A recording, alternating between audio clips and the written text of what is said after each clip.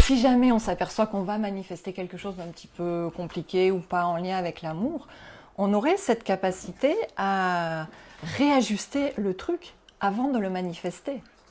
Je pense que ça, on va y arriver. Parce qu'il suffit juste en fait d'apprendre à s'écouter, à écouter ce qu'il y a à l'intérieur de soi, et on le fait de plus en plus. Donc je crois qu'on va y arriver. Mais pour l'instant, on fait un peu le chemin inverse. On se sert d'abord des éléments à l'extérieur, des situations à l'extérieur, de ce qu'on nous dit, pour venir apprendre à connaître ce qu'il y a à l'intérieur de nous. Donc si ça va mal, pardon, Oui. à l'extérieur, c'est quelque chose qui ne marche pas à l'intérieur, c'est ça que Voilà, il y a vraiment une interaction entre l'intérieur et l'extérieur. Il y a une histoire de cause à effet. Et l'extérieur, le monde physique, quelque part, là où se passent les situations, là où on vit les choses, où on les ressent, ce n'est que l'effet d'une cause qui est à l'intérieur de nous. Okay. Oui, nous manifestons des vibrations par rapport aux pensées que l'on a, aux croyances que l'on a. On dégage quelque chose, on n'est pas juste un corps, nous sommes aussi des vibrations. On dégage des informations, en tout cas, qui vont aller se manifester sous la forme de situations diverses et variées. Et c'est toujours en interaction. Ok, et ça, c'est pour toi l'effet miroir, c'est le concept de l'effet miroir. Oui, l'effet miroir, c'est cet espace extérieur qui vient nous montrer ce que l'on a à l'intérieur. Alors j'aime bien la métaphore de la glace de la salle de bain qui, elle, vient nous montrer notre aspect physique, ce que l'on a sur le corps, ou l'aspect physique extérieur aussi. Et dans cette glace, on peut venir voir si tout va bien, si tout est équilibré, ou s'il y a quelque chose qui ne va pas, par exemple ici. Et si quelque chose ne va pas ici, pour le remettre en ordre, on ne va pas travailler sur la glace de la salle de bain, on va travailler sur le départ, sur la cause qui crée cet effet-là que nous sommes en train de voir avec nos yeux. Et en fait, la vie, c'est aussi une glace, mais c'est une glace qui vient nous montrer notre intérieur, tout ce que l'on a à l'intérieur. Et de la même façon, si quelque chose est déséquilibré à l'extérieur, l'idéal, ce serait de ne pas le travailler à l'extérieur, parce que c'est une façon de l'arranger un petit peu superficielle. De le sortir de nous, en fait. Et déjà de le sortir de nous, et puis on va travailler sur quelque chose qui va pouvoir changer sous nos yeux, mais en fait, les racines de cette chose-là ne seront pas changées, et on risque de créer de nouveau des schémas répétitifs qui auront des formes peut-être différentes, mais qui reprendront la même problématique. Donc l'idéal, c'est de venir changer la chose à l'intérieur. Et le changer, ça passe par changer de regard, s'ouvrir à une nouvelle vision. Et c'est ça qui est important, c'est ça qui est chouette avec l'effet miroir, parce que en fait, ça vient nous aider à nous ouvrir, à ouvrir notre champ de conscience à autre chose, à développer chez nous à venir reconnaître des qualités qu'on n'avait pas reconnues, à mettre à jour des potentiels qu'on n'utilisait pas, etc. Mais aussi à nettoyer des choses qui ne vibrent pas à la hauteur de notre vibration la plus haute. Alors, est-ce que tu peux nous donner un, deux exemples de l'effet miroir pour que les gens puissent bien comprendre de quoi il s'agit? Des exemples assez communs où on peut voir l'effet miroir. Oui. Je peux donner un exemple. Alors, je viens d'en vivre un.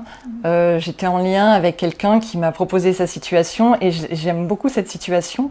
Il va peut-être se reconnaître, mais c'est un homme, un père de famille, qui est venu me parler de sa fille, et parce qu'il est vraiment en conflit avec sa fille. C'est très très très difficile, et quand il me parlait d'elle, il me disait qu'il ne la supportait pas, que c'était très compliqué parce que je prends ces termes, hein, mais c'était une grosse feignante, elle faisait rien à l'école, elle s'éparpillait, elle pensait à tout sauf à travailler, enfin bon, tu vois le schéma, et ça vraiment, ça l'énervait vraiment très très fort. Et là, on sent qu'il y a de l'émotionnel qui est en jeu. Dès qu'il y a un émotionnel en excès, on peut dire qu'il y a un déséquilibre quelque part, et que du coup, on a la possibilité de venir rééquilibrer quelque chose. Donc, on voit chez ce père-là qu'il y a un émotionnel de colère très fort. Alors, on peut dire qu'il y a un espèce d'effet miroir qui se joue entre lui et sa fille. Donc, dans ces cas-là, ce sera exactement lequel? Oui, donc je lui dis, il venait me voir Ah. pour ça, pour dire mais quel est l'effet miroir par rapport à ma fille? D'accord. Donc j'entends ça et je le fais parler de lui après. Je lui demande ce qu'il vit dans sa vie, etc. Et il me raconte qu'il a envie de travailler sur une thématique de l'amour parce que dans sa vie, il n'y a pas d'amour. Il n'arrive pas, il est très mal à l'aise avec l'amour et il n'y en a pas, et ça le fait souffrir et il aimerait vraiment s'ouvrir à ça. Et il a fait des thérapies pour ça et il me raconte que en fait, il fait jamais les exercices, il avance pas, ça fait des années, ça progresse pas et c'était tellement flagrant, vraiment tellement flagrant.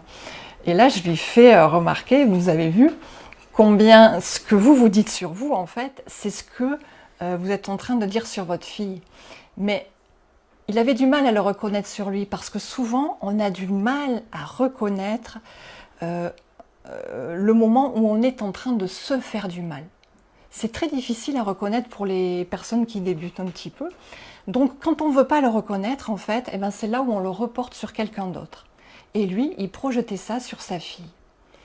Donc je lui ai demandé du coup de reprendre la projection, toutes les projections qu'il émettait sur sa fille, et de venir les travailler sur lui. C'était pas évident hein, parce que il me disait oui mais comment est-ce que je peux ne pas dire de ma fille qu'elle fait rien à l'école alors que franchement elle fait rien. Je lui ai dit qu'en reprenant ces projections, il allait justement libérer sa fille. Parce qu'elle, elle est son miroir. Et oui, elle est son miroir, donc il ne voit pas sa fille telle qu'elle est en fait, telle qu'elle est réellement dans son potentiel le plus grand. Il voit sa fille telle qu'il veut la voir, telle que sa projection lui fait voir. Mais s'il reprend sa projection, s'il veut bien faire ça, il risque vraiment de découvrir une fille totalement différente et qui peut même changer et bien travailler à l'école. Parce que du coup, elle va être comme elle est. Il y a une autre dynamique qui se crée entre eux en fait.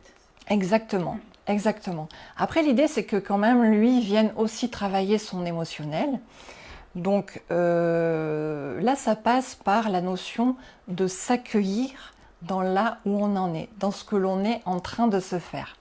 Et c'est à ce moment-là, en général, que ça bifurque un peu au niveau de l'effet miroir. Il y a beaucoup de personnes qui ont du mal à passer ce cap-là parce qu'elles sont en train d'accueillir qu'elles se font du mal. Et elles préfèrent parfois se protéger, ne pas le voir. Mais ça, c'est dommage parce qu'en se protégeant de ça, en fait, elles sont en train de protéger à l'intérieur d'elles leur propre mal. Alors que si elles voulaient bien l'accueillir, bien le regarder, non pas en se jugeant, parce que dès qu'on se juge, en fait, on est en train de fixer quelque chose et ça va se reproduire, ça va se perpétuer. Donc si elles veulent bien s'accueillir dans l'amour, s'apporter de l'amour sur là où elles en sont aujourd'hui, l'amour c'est très libérateur. L'amour va faire, ça rend libre l'amour en fait, quand c'est le vrai amour. Hein. Donc l'amour va faire que la personne va se détacher de cette blessure-là qu'elle était en train de se faire. Et comme elle va se détacher, elle va pouvoir s'offrir une autre vision, une autre façon de fonctionner. Elle va pouvoir être libre, elle aussi. Est-ce que tu dis de se faire du mal, mais est-ce que ça peut être aussi une partie de nous qui s'exprime à l'extérieur? C'est-à-dire comme on n'est pas capable de le voir, de l'accueillir, l'autre va nous le renvoyer finalement. Oui, c'est ça aussi. De toute façon, c'est fait pour ça, l'effet miroir. Quand ça apparaît à l'extérieur, en fait, c'est quelque chose qu'on n'a pas voulu voir à l'intérieur de nous. Et la vie est extrêmement bien faite pour ça. Elle est d'une justesse incroyable. Donc c'est toujours ça. D'accord. Et pour moi, l'effet miroir aide à revenir sur ce chemin de la perfection. C'est un vrai guide quand on apprend à écouter tout ce qui se passe autour de nous. C'est comme un fil rouge en fait. Oui, tout nous parle de nous. Tout ce qui est à l'extérieur nous parle de nous.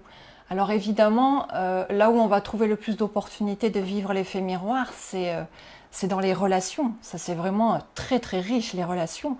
Justement, il y a quelqu'un qui pose une question sur les relations. Oui. L'effet miroir, tu vois. D'accord, d'accord.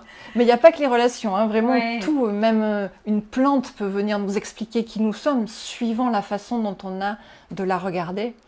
Hein, ma façon de regarder la plante, ça ne va pas parler de la plante. ça va parler de moi en fait. C'est-à-dire, tu es en train de nous dire que la vie, elle est perfection, mais nous, comme on la regarde à travers nos filtres, à travers nos croyances, à travers nos blessures, à travers nos peurs, en fait, on ne la voit pas telle qu'elle, comme cette père qui ne voyait pas sa fille Voilà, telle qu'elle était. c'est ça. Dès qu'on choisit des histoires, en tout cas, qui sont éloignées de l'amour, on va voir la vie, non pas telle qu'elle est, parce que la vie est perfection, mais on va voir la vie effectivement avec nos filtres et on va se créer des schémas de vie, des scènes de vie qui correspondront à nos filtres. D'accord.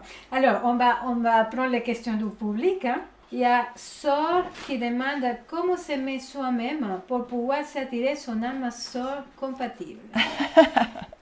Il y a encore cette croyance de l'âme sœur, mais bon, quelle est Oui. ta réponse? Alors effectivement, en tout cas, l'effet miroir, ça amène à soi-même. Et tu vois, là, on parle d'amour, on parle d'amour, et effectivement, ouais, il y a une histoire de... mais l'extérieur, ça nous apprend à nous aimer aussi. Justement, avec tout ce que l'on rencontre, on vient faire des réglages quand il y a quelque chose de déséquilibré. Avant de rencontrer l'âme sœur, souvent on rencontre des âmes qui sont aussi des âmes sœurs parce qu'elles nous aiguillent sur le chemin de l'amour à nous-mêmes. Oui, et justement, est-ce que les miroirs, parce que parfois les miroirs ne sont pas très agréables, hein? Oui. Est-ce que cette personne, justement, ne sont pas en train de nous faire du bien, en train de nous montrer des choses qu'on n'a pas forcément envie de regarder, mais qui sont nécessaires de les voir? Voilà, qu'on n'a pas forcément envie de regarder ou qu'on ne connaît pas tout simplement. Ouais. Du coup, on ne fait pas exprès, on ne connaît pas. Et ces personnes viennent révéler des parties de nous qui sont à faire émerger bien souvent parce qu'on a déjà tout. Hein. Il n'y a pas besoin d'aller chercher des qualités à développer, de la confiance en soi à développer, tout ça. On a tout à l'intérieur de nous. Mais parfois, on ne le reconnaît pas tout simplement.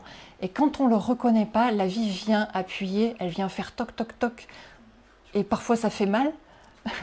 Mais c'est pour que justement on voit où est-ce que ça fait mal et qu'on puisse venir mettre les yeux dessus, venir apporter de l'amour dessus, le nourrir et le refaire vivre dans notre vie. Et justement, je crois qu'il y a une croyance par rapport à l'effet miroir, parce qu'il y a cette croyance que si je suis, que l'effet miroir est exact, en fait, qu'il est miroir. Oui. Et en fait, c'est pas forcément que voilà, si je suis en colère, si quelqu'un est en colère, c'est parce que je suis en colère. C'est un petit peu plus compliqué que ça, ou plus complexe en fait. Et j'aimerais que tu nous parles un petit peu de cette profondeur de l'effet miroir. De l'interprétation, de comment interpréter l'effet miroir. Alors, oui. Donc, quand on rencontre une situation en face de nous, qui vient nous toucher émotionnellement, on va dire, c'était peut-être la première question, comment faire? Ouais. Oui.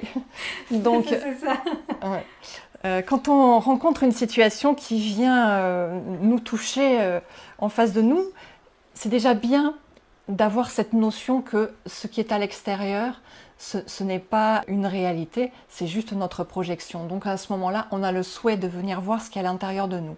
Et pour comprendre ce qu'il y a à l'intérieur de nous, eh bien, on va interroger l'émotionnel. Parce qu'il y a toujours l'émotionnel dans cette histoire-là, hein. L'émotionnel qui est déséquilibré. Et l'émotionnel va nous donner la réponse de ce qu'il y a à l'intérieur de nous. Donc pour interroger cet émotionnel, on va le faire revivre un peu, le faire revenir en se posant cette question de, moi j'aime bien poser cette question de, qu'est-ce qui m'énerve, qu'est-ce qui m'agace, et on fait revenir l'émotionnel. Après on le fait parler. On dit, émotionnel qui est en colère, là par exemple, dis-moi ce que tu as à dire contre cette personne. Et là le discours va être complètement différent de juste il est en colère, je suis en colère.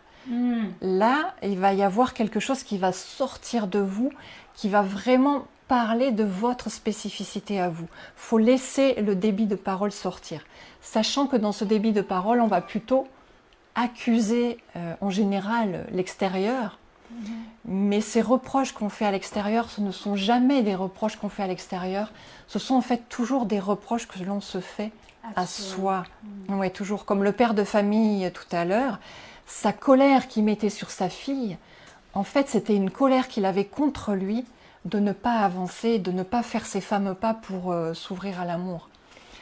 Et bon, en tout cas, En faisant parler la colère, vous allez vraiment trouver ce qui vous correspond, vraiment. Et à partir de ça, c'est ça qu'il faut accueillir.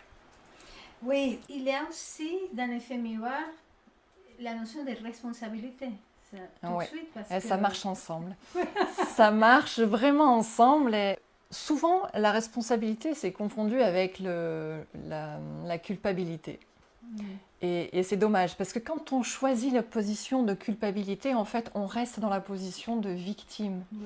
Ouais. Et oui. Alors que quand on choisit la position de responsabilité, on choisit cette position où on peut créer, changer du contenu. On a des leviers pour changer l'extérieur, on a des leviers pour changer son histoire. Si on veut changer l'histoire à l'extérieur, c'est bien de venir changer l'histoire à l'intérieur de soi. Mais on peut le faire que si on se sent responsable. Sinon, ça ne fonctionne pas. Et justement, la responsabilité dans l'effet miroir, parce qu'il y a des gens qui me disent, oui, mais comment c'est possible? Je suis avec mon mari il crie, moi je ne crie pas, pourquoi il est mon effet miroir? Oui. Alors, en quoi est-ce qu'il est... En quoi il est ton effet miroir. Voilà. C'est Quoi pas... il est mon miroir? Oui, c'est ça. Ça va toujours se situer dans cet entre-deux. Le mari qui crie, ça va juste être une situation qui va vous aider à voir ce qu'il y a chez vous. Mais ce qu'il y a chez vous, ça va être dans cette question, qu'est-ce qui m'énerve chez ce mari qui crie? Qu'est-ce que je n'aime pas chez ce mari qui crie? Et il peut y avoir quelqu'un qui va dire, moi je supporte pas sa nervosité, par exemple. Et cette personne-là... contrôle. Ça, c'est une deuxième option. Justement, tu vois, ça dépendra pas du mari qui crie. Ça va dépendre de toi, comment tu vis ce mari qui crie. Donc la première personne, ça va être je supporte pas sa nervosité, donc elle va rapproprier ça à elle en je suis nerveuse. Une deuxième personne pourrait dire je supporte pas son manque de contrôle, et donc ce qu'elle aura à régler elle, c'est un manque de contrôle chez elle. Donc c'est ça qui est touché chez nous Oui. par l'agissement de la personne. Voilà. C'est pas que l'agissement de la personne c'est nous, c'est ça qui est touché à nous. C'est comment on le regarde, quel regard on a là-dessus. Et ce regard qu'on a là-dessus, ça vient nous parler de nous. Ok, c'est clair. Tu vois, j'ai fait une expérience, je crois qu'il y a une dizaine de jours. J'ai envie de faire un projet qui correspond un peu à ma période d'enfance et je me suis vraiment demandé si j'allais le faire ou pas parce que suivant mon conditionnement, c'est pas très ok. Mais je me suis dit, allez, je vais me lancer. Et la semaine qui a suivi, j'ai regardé une émission, une petite vidéo de quelqu'un que j'apprécie beaucoup. Donc tu vois, là, je suis en relation avec un élément extérieur, une vidéo.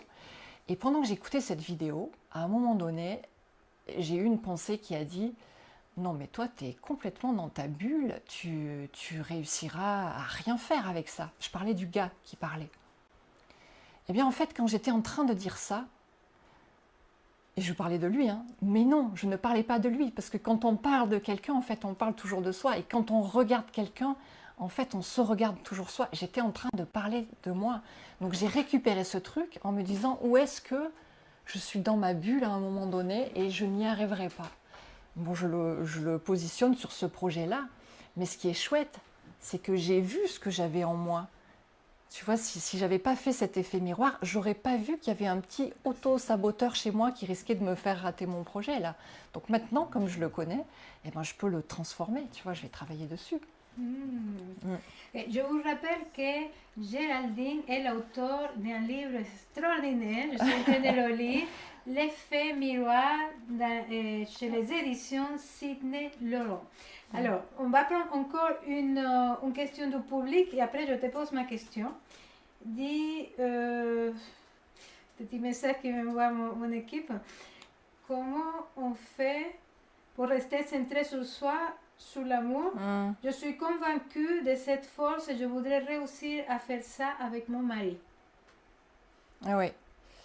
Je ne crois pas qu'il faille lutter en tout cas pour rester concentré sur l'amour. C'est quelque chose qui doit se faire naturellement si on enlève justement toutes les histoires qui nous empêchent d'être concentrés sur l'amour, parce que être centré sur l'amour, on l'est naturellement. Ça, c'est quelque chose qui est immuable, c'est éternel, ça ne bouge pas, ça ne s'en va pas. Donc, on l'est éternellement, mais ce qui nous empêche de le vivre, de le ressentir, de le voir, c'est plein d'histoires qu'on se raconte. Et ben, cette personne avec son mari, j'imagine qu'elle se raconte plein d'histoires aussi qu'il faudrait enlever, vider la tête des histoires inutiles qui viennent cacher le soleil qu'il y a à l'intérieur de nous. Et de toute façon, si elle a des doutes, il y a ton livre Aussi, aussi. qu'elle peut consulter. Alors, il y a plein de merci, tu vois. Merci pour vos mots, pour toutes ces idées que tous les deux vous véhiculez. Nat qui dit, le travail, oui, je viens de faire un épuisement pro, merci pour cette explication si claire. Et Anissa, merci pour cette lumière. Sandrine, nous sommes des enfants. Et nous enfants ont de belles capacités. Merci, merci pour ce ton et pour la qualité de vos réponses. Voilà. Merci pour toutes ces explications. Merci pour ce bon message. Et à bientôt parce qu'il y a plein de choses qu'on n'a pas pu parler. Oui, oui, c'est vrai, c'est vrai, c'est vrai.